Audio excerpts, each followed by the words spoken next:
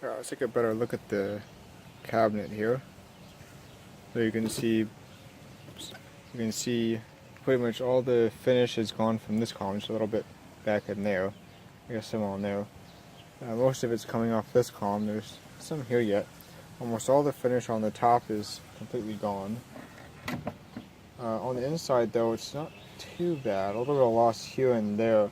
I'm going to just go over that with the finish restore instead of stripping and refinishing this, because most of it is not too bad. A couple scratches here and there, and then this loss. And then I won't have to take this tag off if I just go over it with the finish restore. I can leave this tag on. So this is not even a solid bottom in here. It's just two boards, and interesting, looks like they finished this one. I don't know why they would have done that, because it doesn't look like they really finished the sides. The sides feel pretty rough, like they weren't finished. There's a tag on it there.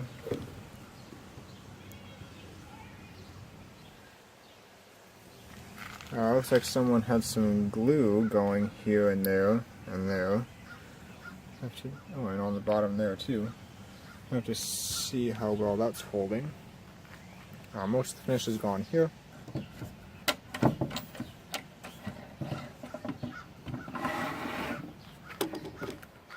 Most of the finish is gone there.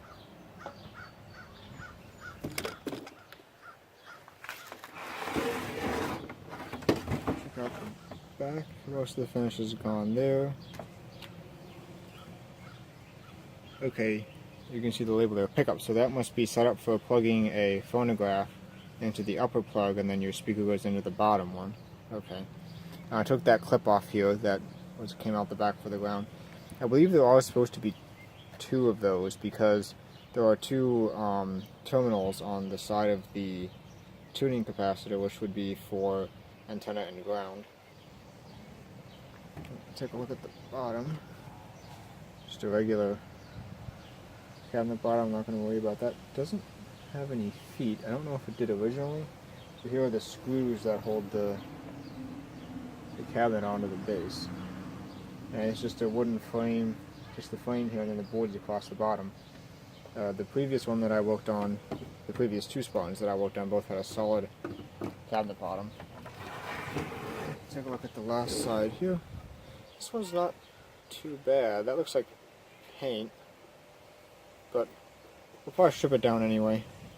See, we're missing some here and there, and may as well strip it down. I'm not sure how well this would come off anyway. Besides, even if you refinish the rest and then leave this original, it's not going to match. So, may as well just go through the whole thing.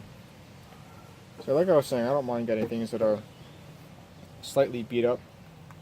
You know, any normal person can look at this and say, what dump did you get that out of? But I'll make it look half decent. So the first thing is to separate the lid from the base, and then we'll check out how the glue is holding.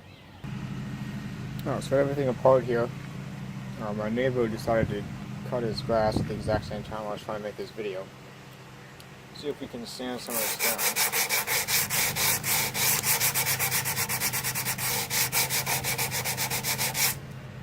It's actually, in this case, the worse shape the cabinet is in, the better, because it means that the finish is in weaker shape and usually comes off a bit easier.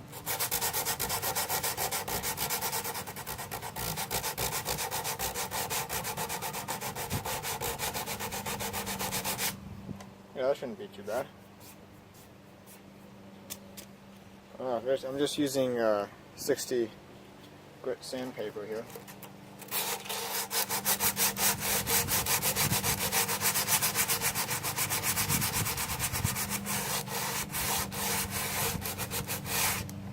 And the finish looks like it's going to come right off. So that shouldn't be too bad. Try out this column here.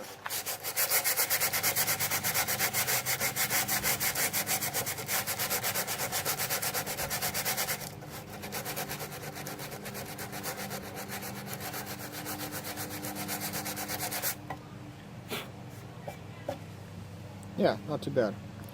Alright, so we'll get this stripped and strip the top and go from there.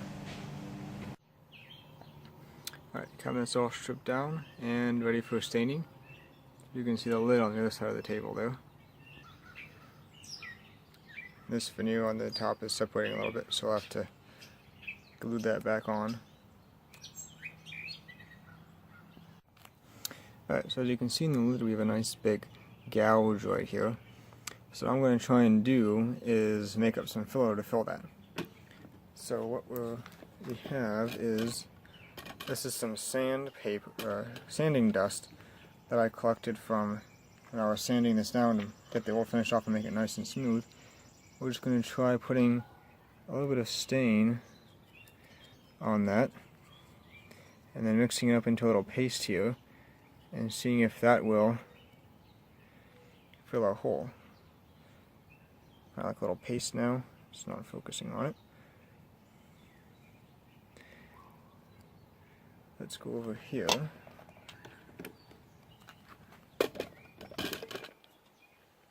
Just got stain on my tripod. Alright, and we'll see if we can fill this in.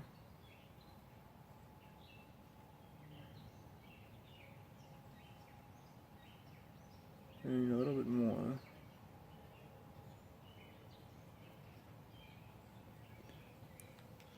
But yeah, that's the idea. So we can get some more here real quick.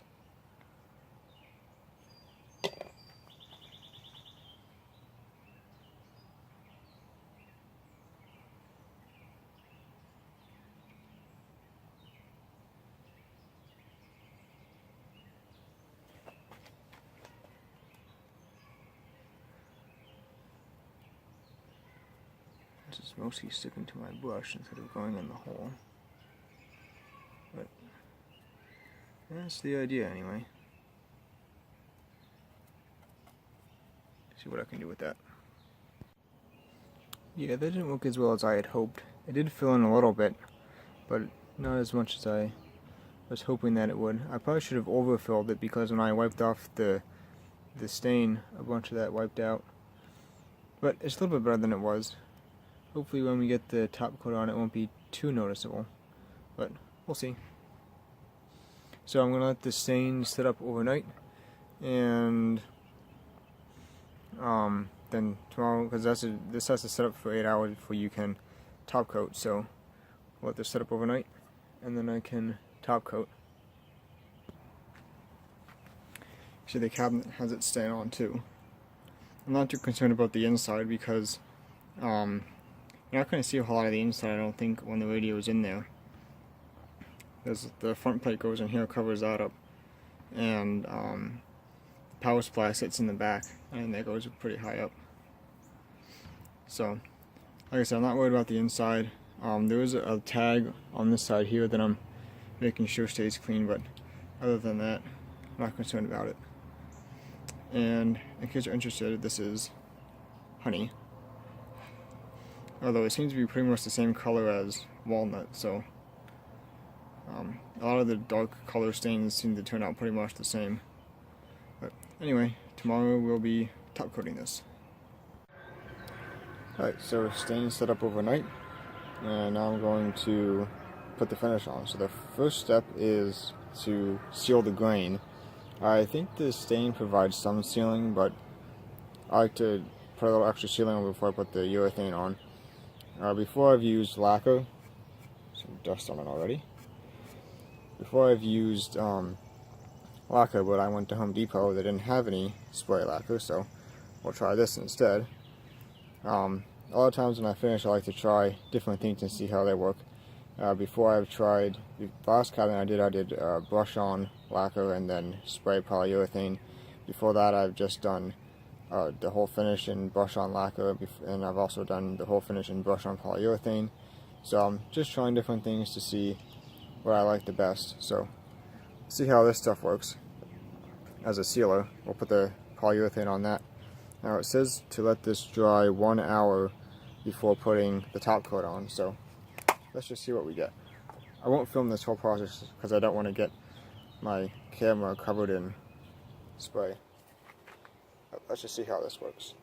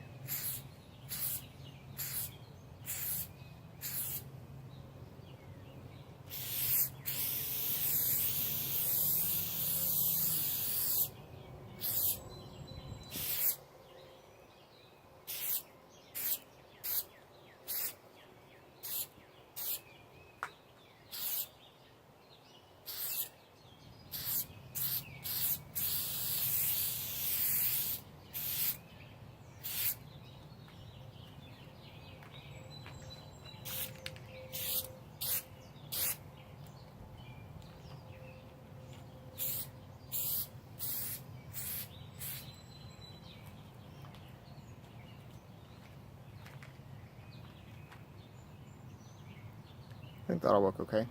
See how it is when it dries. Alright, so the shellac had time to set up. So take a Scotch-Brite and scuff it off a little bit.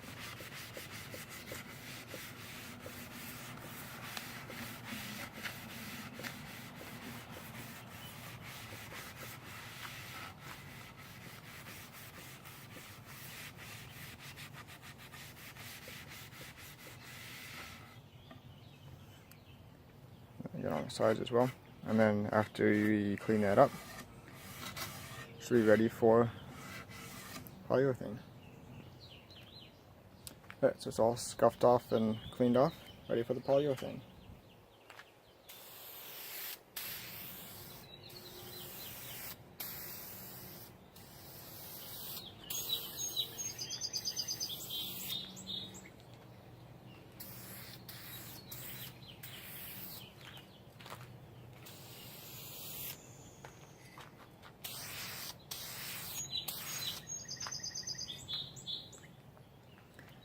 So I'll get multiple coats of that a few minutes apart and see what it looks like when it's done. This did not work out as well as I was hoping. If you look at it real close, see it's not real smooth. So either the shellac didn't seal the grain as well as I had hoped, or I didn't use enough of it. Take a look at the other piece.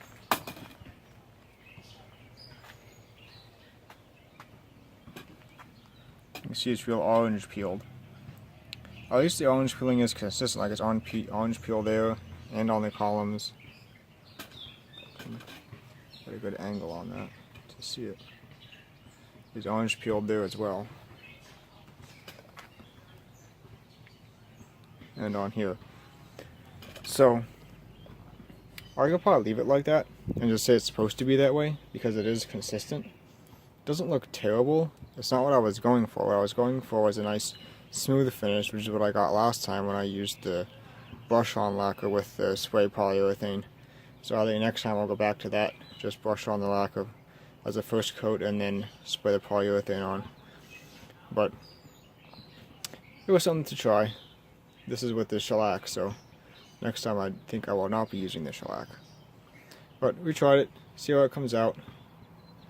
Again, like I said, it's not terrible, but it's not really what I was going for. So we'll let this set up. I think it's just to dry at least 24 hours before you're supposed to handle it. So I'll let this set up overnight and see if we can at least partially reassemble it. We're still working on the radio yet, so that won't go back in yet. But we can put the lid back on, and probably the front plate can go back in. But we'll see how it looks when it's dry.